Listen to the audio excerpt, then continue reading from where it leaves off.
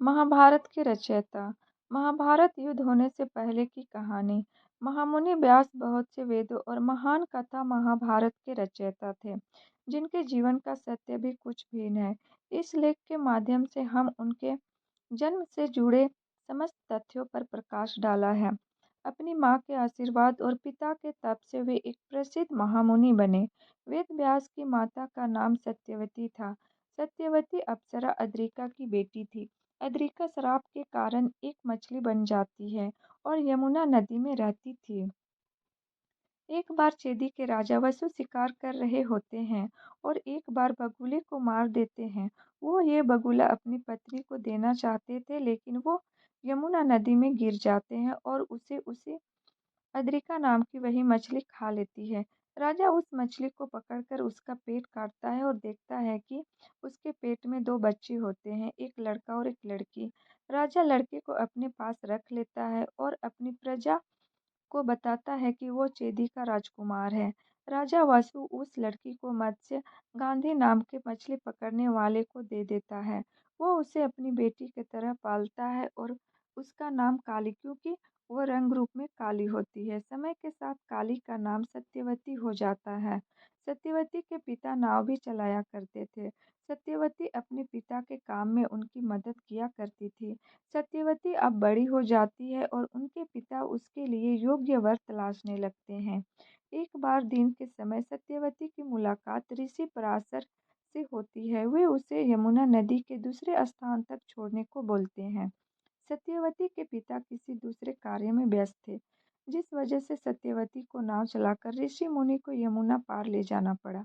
ऋषि मुनि सत्यवती के रूप से मोहित हो जाते हैं और विवाह के पहले संबंध बनाने का आग्रह करते हैं, लेकिन सत्यवती यह कहकर मना कर देती है कि वो ब्राह्मण और सत्यवती मामूली मछली पकड़ने वाले की बेटी। ऐसा करने से उनके कुल की प्रतिष्ठा मिट्टी में मिल जाएगी।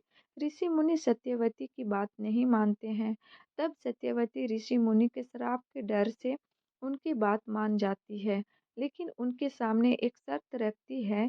वे उनसे कहती है कि अपने संबंध के बारे में किसी को भी पता नहीं चलना चाहिए, उनको कभी कोई गलत दृष्टि से ना देखे, और ये भी बोलती है कि उनका पुत्र जगत में बहुत प्रसिद्ध और विद्वान हो, उसके ज्ञान की चर्चा दूर दूर तक हो।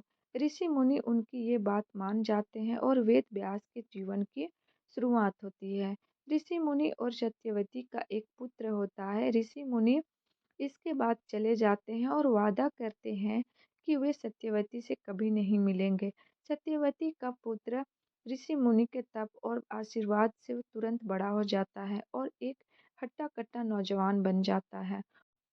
वो अपनी माँ सत्यवती से वादा करता है कि जब भी वो उसे बुलाएगी, वो तुरंत उसके पास आ जाएगा और उसकी मनोकामना पूरी करेगा। उस समय उसका नाम कृष्ण रखा जाता है। इसके बाद वे जंगल में चले जाते हैं और तपस्या में लीन हो जाते हैं। बाद में उनका नाम वेद व्यास पड़ा। व्यास बहुत से वेदों और महान कथा महाभारत के रचयिता थे। सत्यवती की वजह से कहीं न कहीं वे भी महाभारत में एक पात्र की भूमिका निभाते हैं। इसके बाद सत्यवती का विवाह हस्तिनापुर के राजा शंतनु से हो जाता है, जिससे उनके दो पुत्र चित्रगंधा और विचित्रवीर्य होते हैं। धृतराष्ट्र और पांडव विचित्रवीर्य के पुत्र और सत्यवती के पोते थे। धन्यवाद।